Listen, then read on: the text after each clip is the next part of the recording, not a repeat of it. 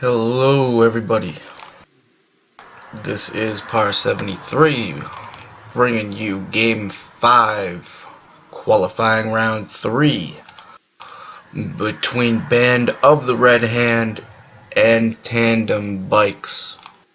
Band of the Red Hand with a 3-1 lead in this series. This is the final game on Dead of Winter, King of the Hill.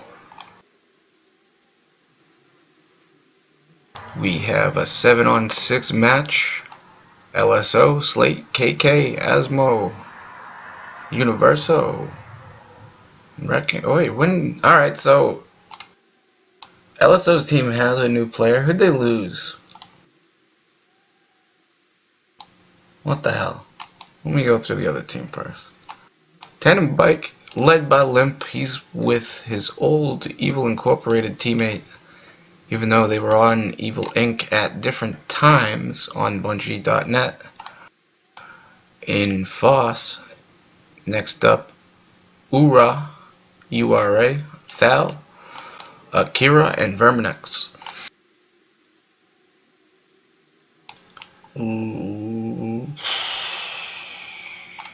So yeah, I think I might have forgot to mention Shadow and Rat King, but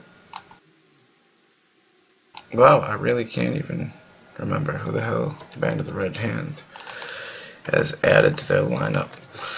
Looking at the trades here, we got Max Puss for Tandem Bike, Max Puss for Band of the Red Hand. They're also going to max out the Thrall, go for only one Warrior and one Journeyman, as well as quite a number of Stigs, but not maxing them out.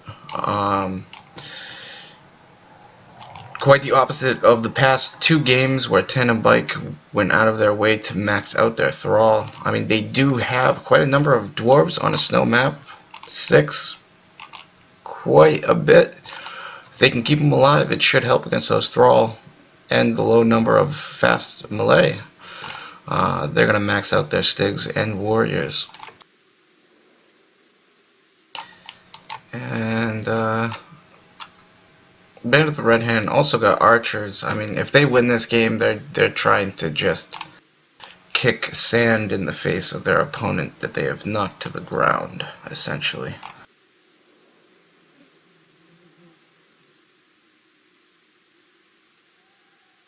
And this game will kick off.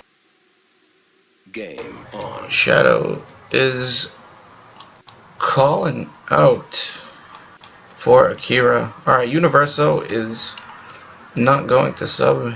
He's just simply playing.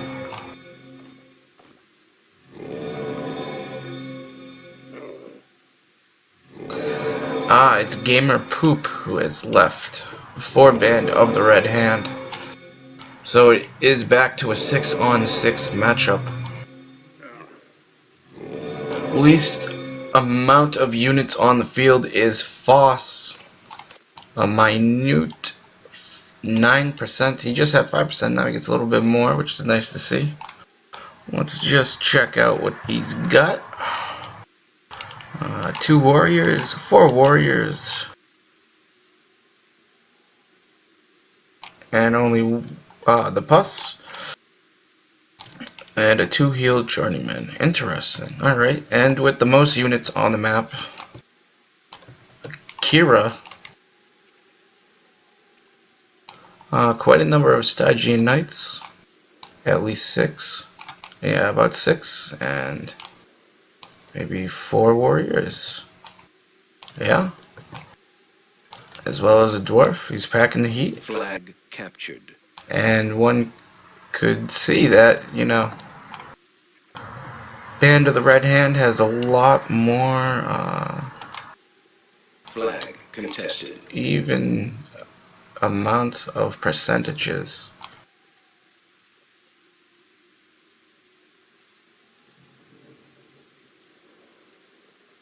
We'll have to see which strategy works out here. Honestly, it might favor Tandem Bike a little bit more to give, you know, Thal, Akira, Limp, Verminex they could all take a little bit more units than the other three guys and probably handle them pretty well. I mean, I'm not even trying to doubt on Limpfasa Ura. That's just some personal thoughts. Anyway, the archers able to deal some damage here, surprisingly. They can't damage those Stigs, but they are gonna end up watching their journeyman go down. They're getting pushed and pussed all over the place. The Thrall not able to help assist this first archer. And Tandem Bike completely pushing them off the mid-hill. In full control of the flag. This was a 9-minute game. There's only 6 minutes left. And a puss going down by Thal. Nicely placed, but mostly doing damage to the Stygians, only paralyzing one of the warriors. This puss is gonna get blocked out.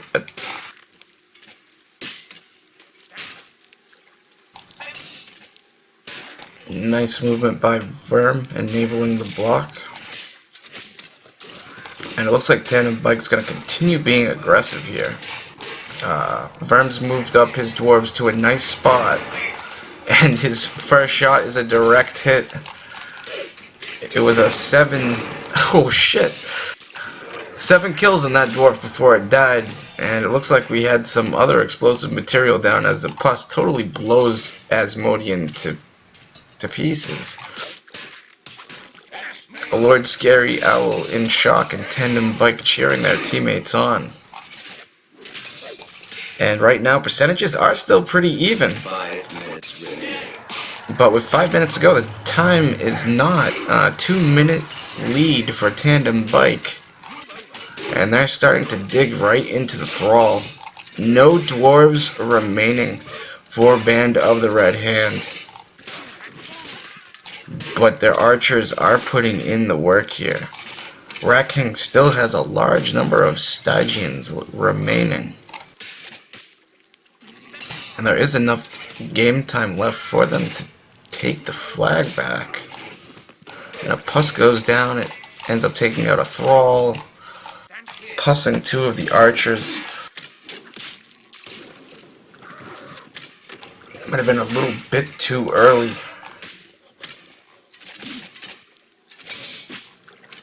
We'll just have to see. I mean, the archers are just doing whatever they want here. Tandem Bike just dodging as they can, biding their team time. Band of the Red Hand really has to put their foot on the gas if they want to start getting some time, and it looks like Lord Scary Owl is going to make the move. And he drops a puss, and it takes out Limp's dwarf just in time. But even though they're beginning to net some time for their team, they need to push Tandem Bike off of that middle flag. And Tandem Bike is going to go right into a melee here. They're trying to clear out these Thrall, but they're coming up short pretty early. And at the moment, Band of the Red Hand has twice the amount of percentage in units as Tandem Bike. Only 10% remaining for TB. And now Band of the Red Hand in complete control of the flag. If they do not contest again, now they're contesting again. They do have a 3-minute lead, and we're just under 3 minutes, so I'm pretty sure Tandem Bike takes it at this point. Foss and Akira call it. Akira's like, GG, I'm out. So he drops. We won't know his precious statistics. I mean, I guess you can look him up on GOS.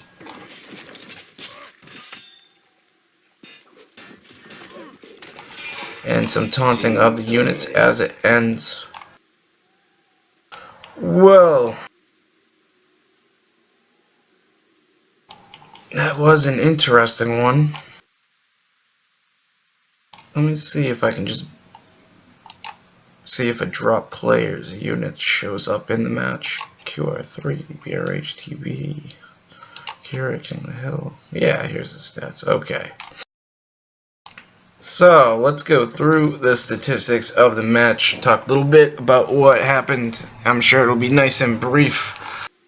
But at the end of the day, you got Tandem Bikes taking game 5 here. The series ending 3-2, but they're able to end on a high note. They win the final game by 21 seconds.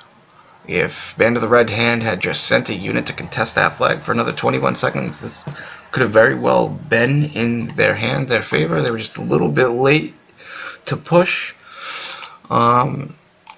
because Tandem Bike had damn good control of the mid area and the flag for long more than the majority of the game. So let's just go through the stats. Oh, Akira's stats do show up in the end game. Alright, excellent. I went and checked the web page before this, but they were right there the whole time. Awesome, I like it. Alright, let's go here. So, Tandem Bike, captained by Limp. He goes 4 and 12, negative 6 damage. Verminex, 10 and 8, 15 damage. Bal, 6 and 12, 29 damage. Ura, 5 and 8, 18 damage. Foss, 4 and 6 with 2 damage. And Akira, 4 and 15 with 45 damage. The most damage on the map. It's interesting that if Akira had remained in the game, his name would be under Limp's universe name over here. But because he dropped, he actually ends up lower than the player on his team with the lowest amount of kills. Interesting. But yeah, and as a whole, the team ends up losing the BC fight. We'll get into it in a second. But let's go through Band of the Red Hands players and their statistics real quick. Lord Scary Owl. I think this is the first game where the captain ends with positive ratios and double-digit positive damage, to be perfectly honest. LSO, 11 and 8 with 27 damage. Rat King, 15 and 4, best ratios in the game, I believe, with 32 damage. Slate, 10 and 4 with 35 damage. Shadow, 7 and 12, 23 damage. Killer King, 6 and 10, 16 damage. Asmodean, 5 and 11 with 16 damage. And Akira coming up big with the damage, 45, quite a bit of damage for his team. Checking out the graphs here, pretty even once the teams made contact. You'll see that Tandem Bike has the lead in kills for a small amount of time. It goes back and forth to Band of Red Hand, and then Tandem Bike takes a nice lead in the kills. Meanwhile, they're not ahead in damage during that period of time. In fact, they drop off right here, right around this mark. And at that point, you'll notice the incline of their line is more towards the horizon. And they're just not killing as many units at that point. Band of the Red Hand takes over towards the end, and unfortunately for Band of the Red Hand, it's not enough to win the game. That was one thing I liked about last year's Myth World Cup, was the King of the Hills. For the first time, they were 9 minutes long. And I think that's very appropriate for the format, because it really puts more importance on securing the main part of the hill, rather than, oh, we'll let them take the hill first and counter their moves and then push them back off. If it was a 10-minute game, this would have been 4-1 in favor of the Band of the Red Hand, but Tandem Bike played the clock well, and they secured the victory. So going into the double elimination bracket, Band of the Red Hand awarded with the first seed. They will play against Bagrata Hilaris, the 4th seed of the tournament. And Tandem Bike, the 2nd seed, will play against the Bogans Behaving Badly, the 3rd seed of the tournament. And, well, we'll just have to see how that goes. Those matches are coming up this very weekend that I record this, so who knows, maybe I'll put a couple more casts together. But I really wanted to check this series out. There was a lot of drama prior to it in regards to scheduling, a lot of drama afterwards about scheduling and the events that took place. I wanted to see it all for myself. And I mean, at the end of the day, you have 6 players from each team showing up. You know, one even gets 7. Neither of the teams utilized the subsystem, which would have given fuller games, I guess. But I really feel like no team was really robbed of scheduling or fallback here. Sure, it's better when certain players can show up. They might be more effective or more aware in the game. But at the same time, this was a good match. This was a nice competitive match between these two teams, who were basically the main figurehead teams for the preseasons. They were the first 2 teams of the tournament signed up. So I thought it was a great match to see. I look forward to see these guys play each other more. It may happen, it may not. It depends how the tournament goes. If you'd like to make your predictions how the double elimination bracket ends up, you can check out the link in the Mirgard forums, which links to the challenge.com like bracket database for the tournament, and there's a nice little fantasy system there where you can make your picks. Anyway, it's been fun casting this. We'll just have to see where things go for both these teams from here. This is Par 73 signing out, and I hope you enjoyed the show. GG. Game over.